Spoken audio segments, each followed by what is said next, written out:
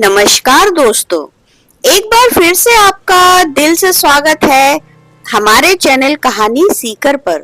उम्मीद करती हूँ आपको ये प्रस्तुति पसंद आएगी। तो चलिए आज की कहानी शुरू करते हैं। यह एक पौराणिक कथा है। दो मित्र थे।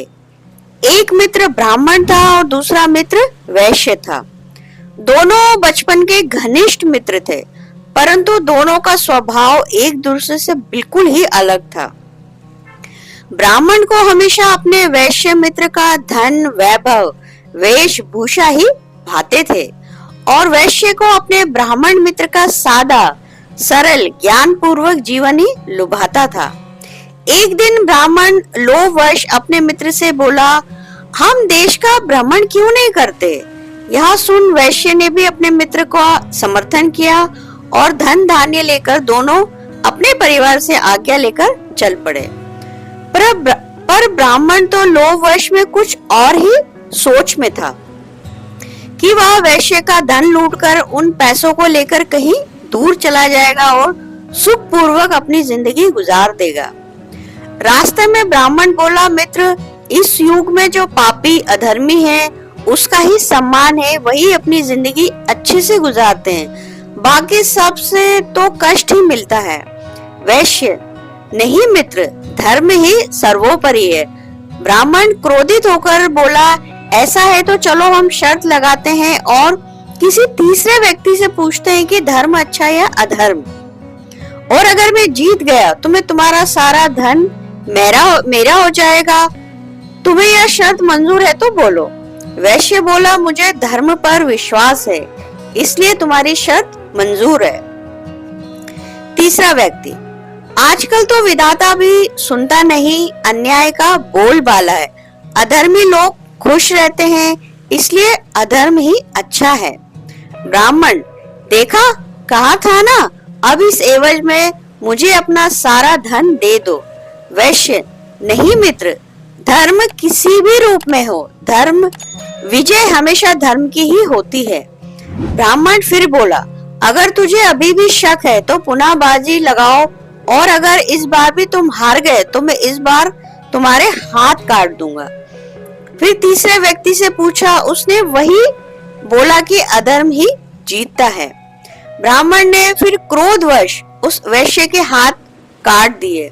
वैश्य भी धर्म का ही गुणगान करने लगा। वैश्य बोला, यह हाथ ही हमसे पाप करवाते हैं, अच्छा हुआ काट दिया, और धर्म की जय जयकार करने लगा। ब्राह्मण ने फिर शर्त लगाई, इस बार आंखें निकाल ली और मरा हुआ समझकर सागर में फेंक दिया, और धन लेकर ब्राह्मण वहां से चल दिया। किसी तरह वैश्य जो सौभाग्य से बहते हुए राजा विभीषण के पास पहुंच गया। राजा ने उसे जीवित जानकर उसका उपचार किया और संजीवनी देकर पुनः उसे जीवित कर दिया।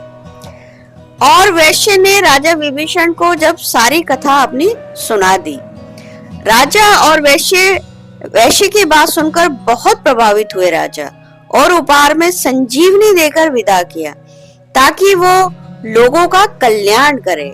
वैश्य वो संजीवनी लेकर मार्ग में चलने लगा और दूसरे राज्य में पहुंचा और देखा कि उस राजा की एक ही पुत्री है, वो नेत्रहीन है।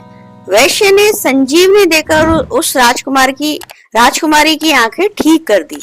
यह देखकर राजा ने वैश्य के साथ अपनी पुत्री का विवाह कर उसे उस राज्य का राजा बना दिया। यहाँ दूसरी ओर लोभी ब्राह्मण को लुटेरों ने लूट लिया और उसे कंगाल बना दिया। अब उसे अपनी गलती का एहसास हुआ और मन ही मन हत्या का दोष लेकर वह यहाँ से वहां भटकने लगा। वैश्य जो राजा था उसको अपने ब्राह्मण मित्र की याद आने लगी और फिर वह उसको खोजने निकल पड़ा।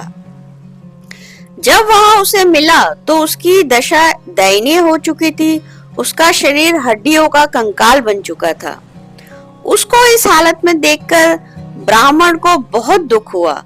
फिर उसे अपने वैश्य ने उसे अपने गले लगा लिया। वैश्य मित्र बोला, अगर तुम मुझसे शर्त ना लगाते और मैं धर्म पर विश्वास नहीं करता तो आज वैश्य से राजा नहीं बनता, अतः धर्म की हमेशा ही जीत होती है। ब्राह्मण बोला, बिल्कुल सही कहा, और माफी मांगने लगा कि मैं अपनी करनी पर मुझे बहुत पछतावा है। मित्र, मुझे माफ कर दो, मुझे अपनी गलती का दंड मिल चुका है। और फिर दोनों ने एक दूसरे को गले लगाया और अपने परिजनों के साथ महल में रहने लगे। वैश्य राजा बना और ब्राह्मण ने राज्य के कुल पुरोहित की पदवी को संभाला। दोस्तों, अगर आपको हमारी ये प्रस्तुति पसंद आई हो तो हमें कमेंट करना ना भूलें।